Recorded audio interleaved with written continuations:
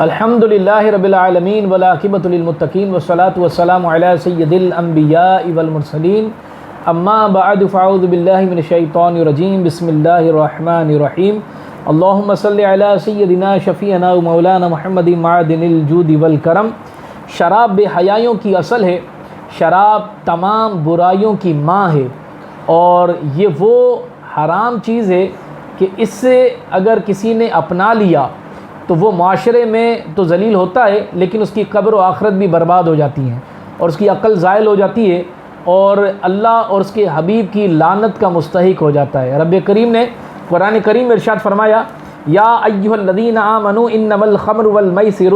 والانصاب والازلام رجس من عمل الشیطان فاجتنبوہ لعلکم تفلحون۔ اے ایمان والو، شراب اور جوا اور بت اور قسمت معلوم کرنے کے تیر ناپاک شیطانی کام ہیں،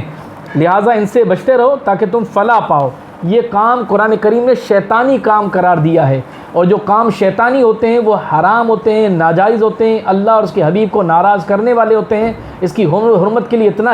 اتنا بھی کافی ہے کہ یہ شیطانی کام رب نے اس کو جب ارشاد فرما دیا تو اس کا مطلب ہوا کہ یہ اللہ کو ناراض کرنے والا کام ہے۔ اور بدقسمتی سے ہمارے معاشرے میں آپ جس بھی شعبہ زندگی سے تعلق رکھتے ہیں، جس بھی کاروبار سے تعلق رکھتے ہیں، جس بھی ڈپارٹمنٹ سے آپ کا تعلق ہے، چاہے وہ نجی پرائیویٹ ہو یا گورنمنٹ سرکاری ادارہ ہو، تو یہ معذرت سے مجھے کہنا پڑتا ہے کہ ہر ڈپارٹمنٹ کا 10واں بندہ شراب کے اندر نظر آئے گا۔ ہر تاجر جو ہے وہ تقریباً 15واں یا 20واں جو تاجر ہے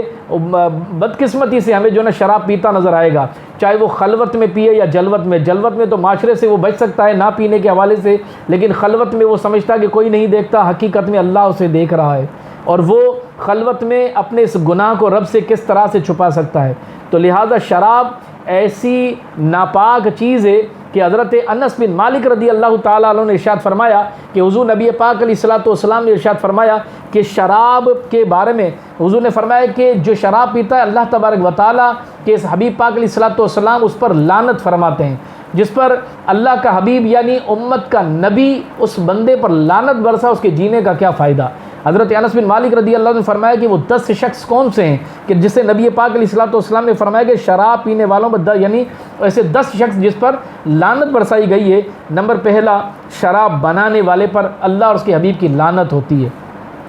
اور دوسرا شراب بنوانے والے پر۔ بعض اوقات تو یہ کہ وہ جو تجارت کاروبار کرتے ہیں وہ کیا کرتے ہیں کہ خود تو شراب اگر پیے بھی نہ، صرف بنوائے تجارت بزنس کے اعتبار سے، تو اس پر بھی اللہ اور اس کے حبیب کی لعنت ہے کہ شراب بنانے والے پر، چاہے وہ ملازم ہو، اور شراب بنوانے والے پر، ان دونوں پر اللہ کے حبیب نے لعنت فرمائی ہے۔ شراب پینے والے پر بھی اللہ کے حبیب نے لعنت فرمائی ہے، اور شراب اٹھانے والے پر، اور جس کے پاس شراب اٹھا کر لائی گئی اس پر بھی لعنت برسائی گئی، اور شراب پلانے والے پر بھی اللہ کے حبیب نے لعنت برسائی، اور اسی طرح سے شراب بیچنے والے پر بھی نبی پاک علیہ الصلوۃ والسلام نے لعنت کی۔ اور 8واں جو شخص ہے شراب کی قیمت کھانے والے پر۔ ہمارے معاشرے میں شراب کے گتے چلانے والوں کے پیچھے اگر کوئی مسلمان اپنے آپ کو کہتا ہے تو اس بات سے اندازہ کیجئے کہ اس کمائی پر، اس کمائی کھانے والے پر اس کے نبی نے لعنت فرمائی ہے۔ تو اس کمائی کا کیا فائدہ؟ کیا آپ اس کمائی سے حج اور عمرہ کریں گے؟ کیا اس کمائی سے آپ اپنی اولاد کو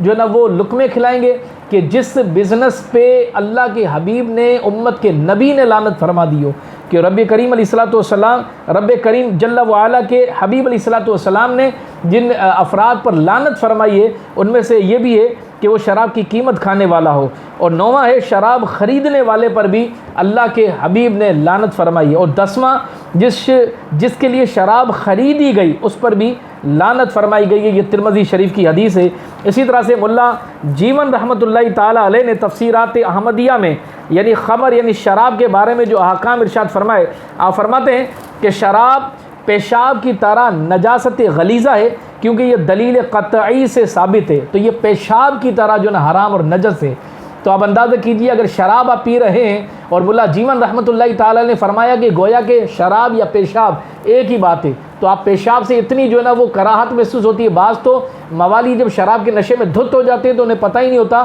کہ وہ اپنے چہرے پر بھی جو ہے نا پیشاب مل رہے ہوتے ہیں۔ اس کی روایتیں بھی موجود ہیں۔ ملا جیون رحمۃ اللہ مزید فرماتے ہیں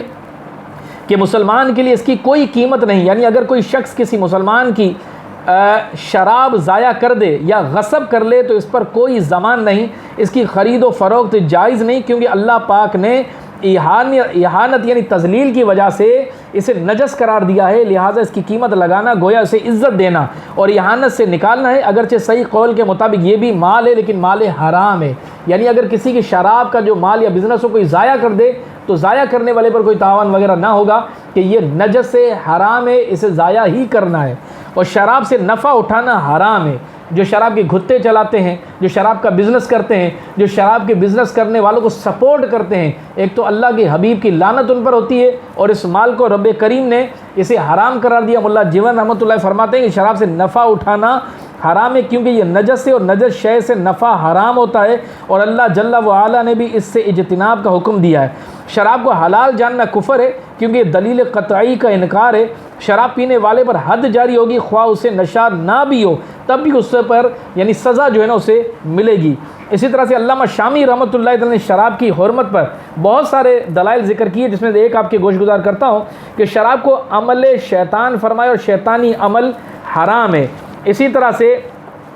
یہ بندے کی عقل میں فتور ڈال دیتی ہے، اس طرح وہ بچوں کے لیے تماشا اور مذاق بن جاتا ہے۔ امام ابن ابی دنیا رحمۃ اللہ تعالی فرماتے ہیں کہ میں نے ایک شرابی کو پیشاب کرتے ہوئے دیکھا، وہ اپنے منہ پر پیشاب مل رہا تھا اور کہہ رہا تھا یا الہی مجھے کثرت سے توبہ کرنے والوں اور پاکیزہ رہنے والوں میں شامل فرما۔ اس کو ہوش ہی نہیں تھا کہ وہ پیشاب اپنے منہ پر مل رہا ہے۔ یہ بہت بڑی تذلیل ہے کہ کتنی اس نے جو نا اپنی زندگی کو برباد کر دیا اور اللہ کے ناراض کرنے والا کام اختیار کر لیا۔ اسی طرح سے فرمایا گیا یہ مال کو ضائع اور برباد کر دیتی ہے اور تنگ دستی کا سبب بنتی ہے، جیسا کہ حضرت عمر فاروق اعظم رضی اللہ تعالیٰ نے دعا مانگی یا الہی ہمیں شراب کے بارے میں واضح حکم ارشاد فرما دے کیونکہ یہ مال کو برباد اور عقل کو ختم کر دیتی ہے، اور نمبر 3 یہ عداوت اور دشمنی کا سبب ہے، اور نمبر 4 شراب کھانے کی لذت اور درست کلام سے شرابی کو محروم کر دیتی ہے، اور نمبر 5 بعض اوقات شراب شرابی کی بیوی کو اس پر حرام کر دیتی ہے اور وہ زنا میں مبتلا ہو جاتا ہے۔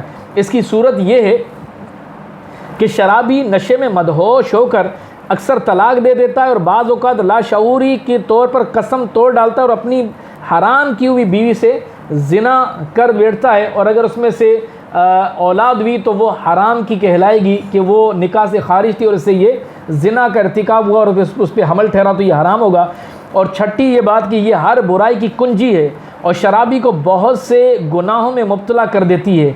شراب نوشی شرابی پر 80 کوڑے واجب کر دیتی ہے، لہٰذا اگر وہ دنیا میں سزا سے بچ بھی گیا تو آخرت میں مخلوق کے سامنے اسے کوڑے مارے جائیں گے۔ الیاذ باللہ شراب کی حرمت پر، اس کے حرام ہونے پر، اس کے جسمانی جو نقصانات ہیں اس پر بھی بہت سارے معاملات جو ہے نا وہ کتابوں میں آئے ہیں، اور یہ برائیوں کی ماں ہے۔ اس پر انشاءاللہ اس کے حرام ہونے پر جو دلائل ہیں اور اس کے جو نقصانات ہیں، شراب کی جو مذمت ہے، اس کی مزید جو ہم جو گفتگو کریں گے انشاءاللہ اگلے کلپ میں کریں گے۔ اللہ تبارک و تعالی ہمیں شراب سے بچنے اور دوسروں کو بچانے والا بنائے۔ وآخر دعوانا ان الحمد للہ رب العالمین۔